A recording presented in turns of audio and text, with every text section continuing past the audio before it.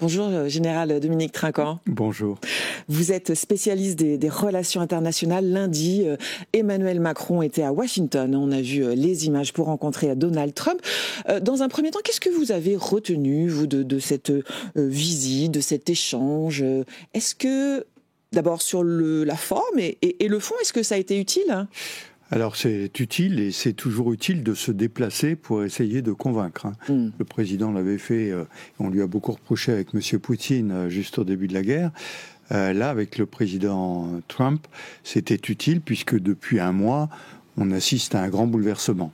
Ce que j'ai retenu, le premier point, c'est que c'est assez étonnant de voir combien le président Macron, qui a un peu perdu la main sur le territoire national, à l'international est attendu.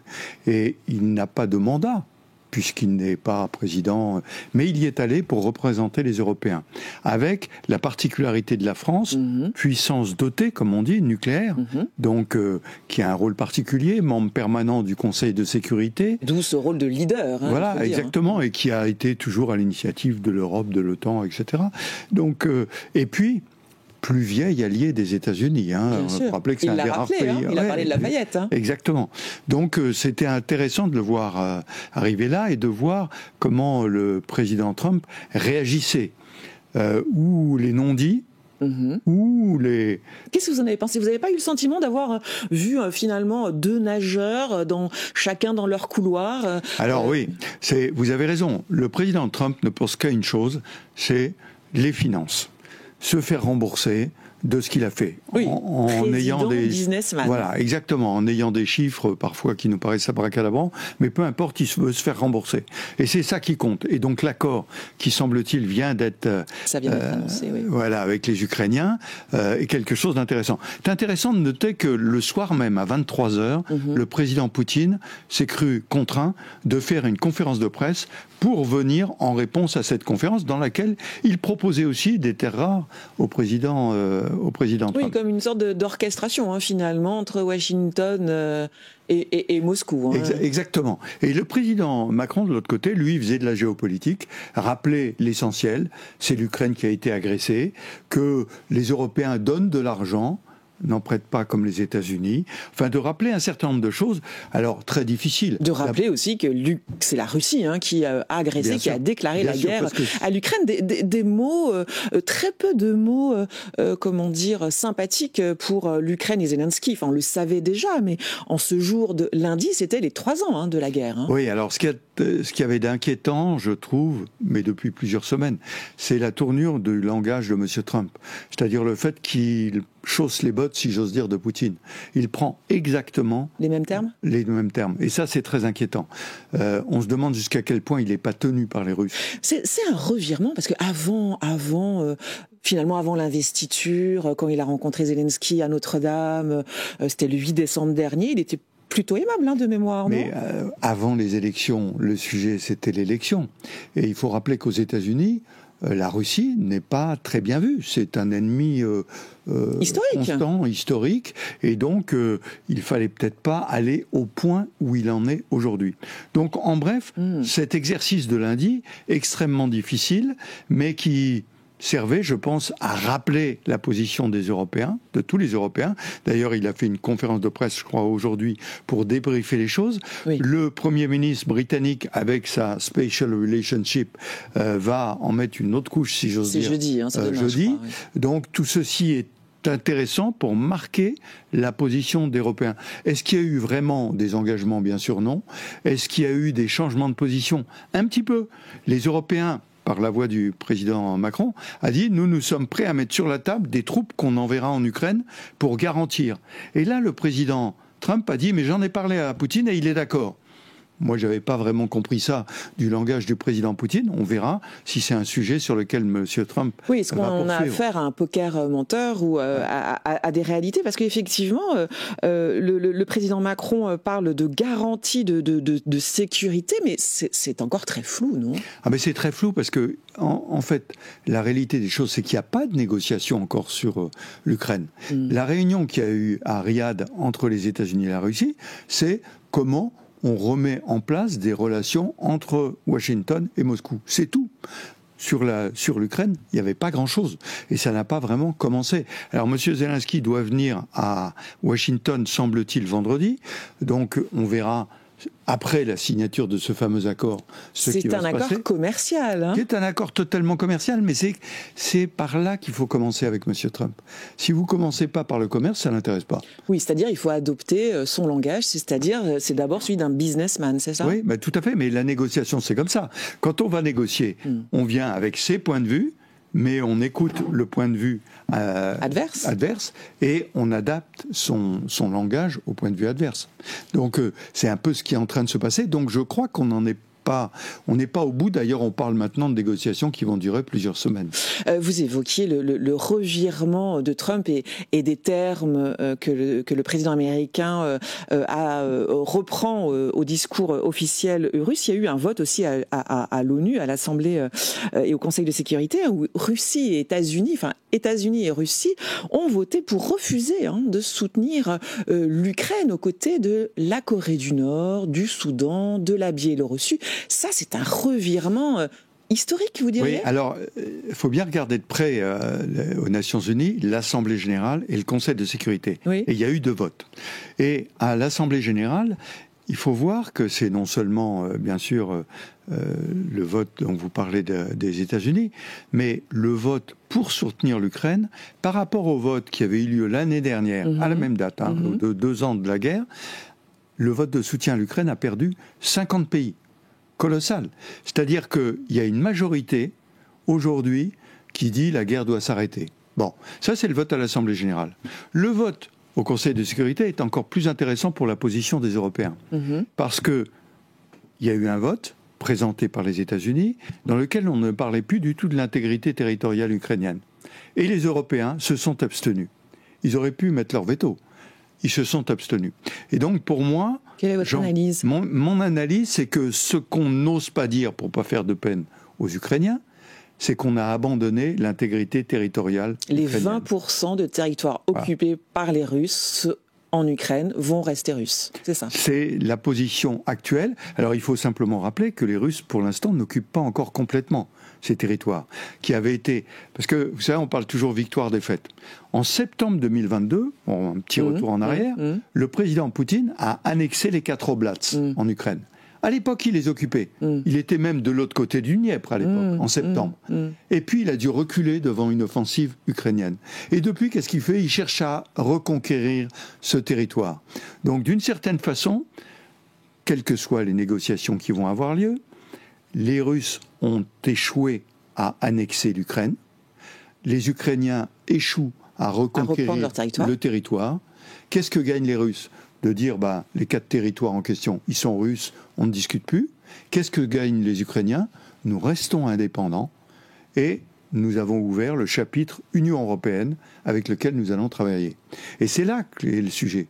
Et c'est là qu'est la prochaine offensive de M. Poutine, qui est de déstabiliser l'intérieur de l'Ukraine, dans un premier temps en disant Zelensky n'est pas représentatif, donc passons à d'autres élections, et pour passer à d'autres élections, on va passer avec la manœuvre bien connue des Russes, de désinformation, d'utilisation du cyberespace, pour essayer d'enfoncer un coin dans la société ukrainienne. Et c'est ce combat que nous devons mener dès aujourd'hui. Et comment on le mène, ce combat ? On le mène en créant une armée européenne ? Alors, premier point, aujourd'hui, le combat, il est cybercommunication. C'est-à-dire en déjouant les pièges tendus par les Russes, qui, au passage, achètent des pages de publicité chez Meta, vous voyez, et qui arrosent donc il est d'abord sur le plan de l'information-désinformation. Exactement, parce que là, le combat, il est ouvert. Il est ouvert en Pologne, il est ouvert en Roumanie, en Moldavie, tous ces pays, dans les pays baltes. Donc, il faut mener ce combat. Et il faut se préparer. Et là, je reviens à votre point sur l'accroissement des dépenses européennes, et singulièrement de la France, pour avoir des moyens plus forts. Mais je le dis souvent, ces moyens plus forts, c'est pas pour se battre, c'est pour être dissuasif. Le président Poutine, aujourd'hui, avec son armée, n'a pas réussi à envahir l'Ukraine. Comment voulez-vous qu'aujourd'hui, il arrive à envahir le reste de l'Europe ? Évidemment non. Donc il va chercher à déstabiliser nos systèmes démocratiques. Ce qui est déjà à l'œuvre depuis quelques années. Hein, quand même. Mais il va l'essayer au cours des prochaines élections. Ça, c'est le premier point. Deuxième point, il va continuer à augmenter son potentiel militaire, surtout s'il y a un cessez-le-feu en Ukraine. Aujourd'hui, il a un manque de chars, manque de personnel, etc. Il va remonter en puissance tout ça. Et nous, il faut qu'on fasse la même chose pour dire dans 4 ans, dans 5 ans, regardez, n'essayez pas ce que vous avez essayé en Ukraine. Pour se faire respecter. Il faut se faire respecter, exactement. Alors, l'avantage, si je puis dire, de cette situation qui est quand même assez grave, c'est qu'on voit une recomposition européenne autour de cette thématique de se défendre, avec l'Angleterre, avec l'Allemagne, qui désormais, avec le nouveau chancelier, un changement de pied, qui parle de capacité de défense européenne autonome, de priorité absolue, de se préparer au pire scénario en créant une défense européenne autonome. Oui, alors je reviens sur la réunion de lundi. Légitimité du président Macron, c'est qu'il le dit depuis le début. Oui. Il le dit, il y a eu le discours de la Sorbonne, il y a eu le sommet de Versailles en 2022, tout de suite après le début de la guerre, où la France présidait l'Union européenne pour dire « réarmons-nous ». Et les 3/4 des pays européens vivaient sur un petit nuage en disant les Américains vont jamais nous lâcher, quitter. Quoi. Voilà. Et moi, je le disais avant l'élection de M. Trump, je disais je souhaite qu'il passe. Non pas que j'aime particulièrement M. Trump, mais il va mettre un sérieux coup de pied aux fesses aux Européens, et c'est en train d'arriver, en plus avec le langage qu'il a. Et vous avez raison, il y a 2 pays particuliers qui sont des pays, l'un important dans l'Union européenne, l'Allemagne, qui vient de voter avec un chancelier qui parle même de la dissuasion nucléaire française qui pourrait s'étendre à l'Allemagne. Il saisit au bon la balle que le président Macron avait lancée il y a quelques mois. Et puis le Royaume-Uni, qui est malheureux comme tout d'avoir fait le Brexit, enfin c'est leur choix, on ne revient pas là-dessus, mais qui sur le plan de la défense a toujours eu des liens particuliers avec la France, en particulier avec le Lancaster House Agreement, qui a été passé il y a 10 ans, qui est un accord bilatéral entre le Royaume-Uni et la France pour monter une force expéditionnaire bilatérale. Et avec les Britanniques, j'ai été formé beaucoup chez les Britanniques. En Yougoslavie, en 95, je faisais partie d'une brigade franco-britannique. On est capable de faire ça par un claquement de doigts. Là, simplement, il faut actualiser les choses et peut-être l'adapter à ce qui est proposé, un futur déploiement d'une force européenne en Ukraine. Ce qu'évoquait Emmanuel Macron, c'est-à-dire une garantie de sécurité avec cette force européenne. Et puis il y a les autres armées européennes qui se préparent. Il y a le Danemark aussi qui a voté 6,8 milliards supplémentaires. La Pologne, je crois que ses dépenses, enfin son investissement, son budget, 4,5%. 4,5%, presque 5%. Quand nous, la France, on est à combien autour de 3, c'est ça 2,1. Mais méfions-nous de ce qu'on dit à propos du pourcentage du PIB, parce que tout est fonction du PIB naturellement. Bien sûr. Et 2,1% du PIB français, ça fait 50 milliards, plus de 50 milliards. Oui. 4,5% du PIB polonais, ça fait 40 milliards. Donc vous voyez, 10 milliards de moins. Donc il faut se méfier de ces chiffres. Mais vous avez raison, les Européens globalement ont décidé d'investir beaucoup plus dans leur défense. Ce qui était demandé par M. Trump, et il avait raison. Aujourd'hui, la question, c'est non seulement d'investir plus, mais d'être autonome. Alors autonome, ça veut dire c'est la question industrielle, c'est ça ? Exactement. Je vous donne un exemple. Dans les avions, vous savez, il y a le F-35 américain qui a été acheté par beaucoup d'Européens. Il y a le Rafale français qui est autonome. Et par exemple, vous avez le Gripen suédois qui marche à l'export également. Eh bien, pour exporter, les Suédois sont obligés de demander l'autorisation aux Américains, parce qu'il y a un moteur américain de General Electric. Donc c'est ça, il faut s'affranchir de ça. Il faut s'affranchir de ça pour ne pas être sous les fourches codines des décisions américaines. Alors, on parle de l'Ukraine, on parle des États-Unis, de la Russie, mais finalement, c'est pas tellement le sujet, l'Ukraine. Enfin, si ce n'est que, oui, c'est intéressant pour Trump de récupérer, comme c'est sa vision, son investissement avec ces minerais stratégiques qui sont importants, notamment en ce qui concerne tout ce qui est batterie électrique. L'ennemi, c'est la Russie, et c'est ça, en fait. C'est parler avec Moscou, sortir Moscou du giron de Pékin. C'est ça, la stratégie, à plus long terme ? Ça dépend si vous parlez des Américains ou des Européens. Je parle des Américains. Alors les Américains, eux, l'ennemi majeur, c'est bien sûr la Chine. Et d'où ce rapprochement avec Moscou, oui, qui est spectaculaire, mais qui est illusoire, qui est totalement illusoire. Pourquoi illusoire? Parce que les deux régimes russes, donc M. Poutine, et la Chine, sont tellement proches. Ce ne sont pas des régimes démocratiques, à l'évidence. Sur le plan idéologique. Qu'est-ce que deviendront les États-Unis dans 4 ans? J'allais dire même dans 2 ans, les midterm elections. On voit qu'il y a Alors, les démocrates sont complètement... absents, quand même. Totalement absents. On n'a pas entendu Hillary Clinton, Barack Obama... Totalement absents à ce niveau-là. Maintenant, dans les États, est-ce que lorsqu'il y aura des élections de midterm, il n'y a pas une bascule? Parce que la majorité totale, actuellement républicaine, elle est fragile quand même. Donc, pour revenir à l'affrontement Chine, Russie, États-Unis, je pense que M. Trump a tort de se faire des illusions sur le fait qu'il va le séparer de la Russie de la Chine. Les régimes sont trop proches et donc ils ont trop de points communs. Ils ont un point commun majeur, évoqué par M. Poutine en 2007 à Munich, au Forum sur la sécurité, c'est arrêter l'unilatéralisme américain, arrêter la puissance américaine. Et ça, c'est un objectif commun.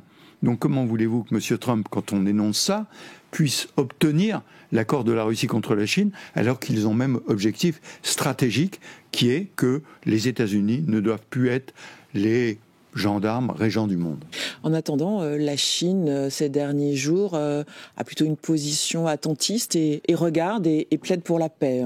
Mais sans trop comme se mouiller, d'habitude, le yin et les yang, si vous voulez, pas d'affrontement. Les Chinois ne sont pas sur l'affrontement. Puis, ils ont une position très différente vis-à-vis de la Russie. Pourquoi? Parce que les Chinois ont besoin des marchés américains et européens.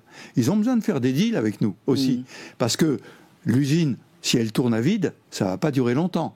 Donc, ils ont besoin de faire des deals. Alors que la Russie, avec les États-Unis, mis à part les terres rares, mais si M. Trump récupère celle de l'Ukraine, aura-t-il vraiment besoin celle de la Russie? Je n'en suis pas sûr. Mais la Russie a besoin de la technologie américaine pour développer son potentiel pétrolier, minier, qui ne fonctionne pas à plein aujourd'hui. Voilà, donc les rapports sont très différents. Allez, les prochains jours vont être forcément décisifs et on les suivra bien sûr sur le Figaro. Merci Général Dominique Trinquant d'avoir été avec nous. Je rappelle le titre de votre dernier livre, Ce qui nous attend, l'effet papillon des conflits mondiaux. C'est aux éditions Robert Laffont. Merci encore une fois d'avoir été avec nous.